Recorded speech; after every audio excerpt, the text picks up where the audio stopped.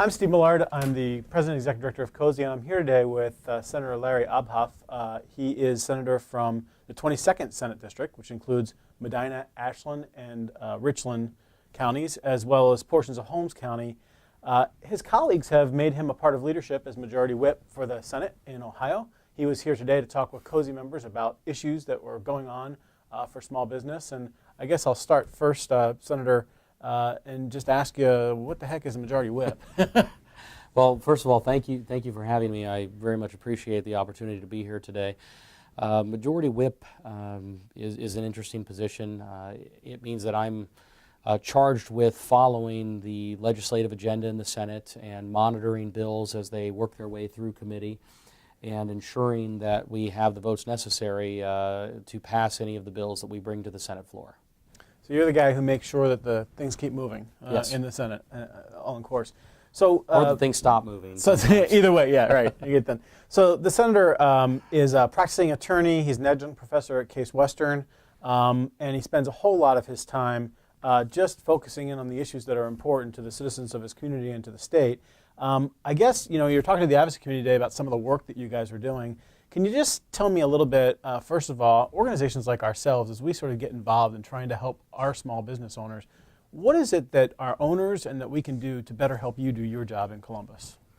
Well, there are a few things in particular that I think are important, and certainly being organized as a group and having a common set of goals is important, so that when we're talking to constituents or when we're hearing from your organization or from your members, that we're hearing relatively consistent messages about what's important and what's not, because frankly, we can't be experts in everything, and the people who actually have to live with the policies day in and day out and understand how what we're doing in Columbus affects small businesses, they know more than we do, and being able to get that information from them is very important. And so I would say having members reach out to their local legislators is very important, whether that's by calling the office or by sending emails or letters, by having them be involved in the community so that they get to know their legislators and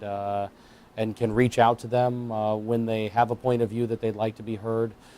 And by stopping by the State House sometime. If people happen to be in Columbus, my colleagues and I are always happy to talk with constituents or even people from other parts of the state who have ideas or have concerns about issues that we're facing. So let us know when you're down there, and feel free to stop by.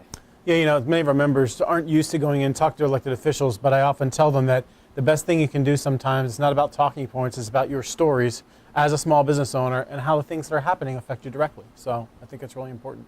So tell me about what's on tap, you think, over the next few months in the General Assembly. What's the Senate going to be working on up to and then after the election?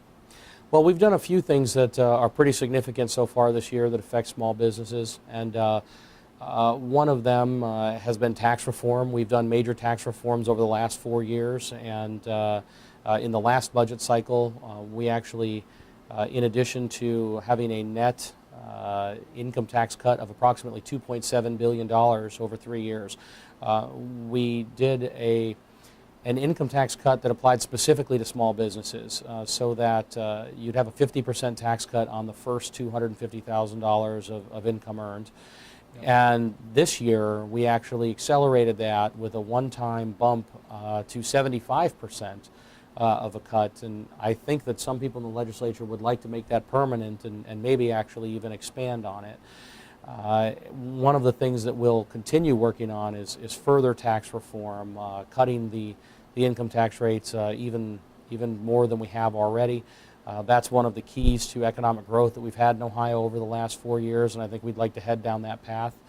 We've done significant regulatory reform, trying to make sure that regulations make sense and aren't overly burdensome.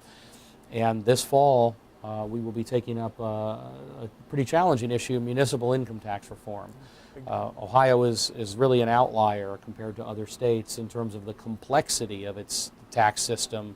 And this is another layer of complexity added on at the local level, and we'd like to do what we can to standardize that so that You're using the same forms no matter where you're filing, and you're following the same definition of income, and you're turning everything in on the same day, so that you don't have to hire an army of lawyers and accountants to do your taxes. That's great. Well, Senator, we certainly appreciate the work you and your colleagues do in Columbus. I think not many people realize that our elected officials are in Columbus, like a full-time job, and many of them have full-time responsibilities outside of Columbus. So thanks for the sacrifices that you make and the work that you're doing, but most of all, the work you do represent your constituents. We appreciate it. Thank you very much.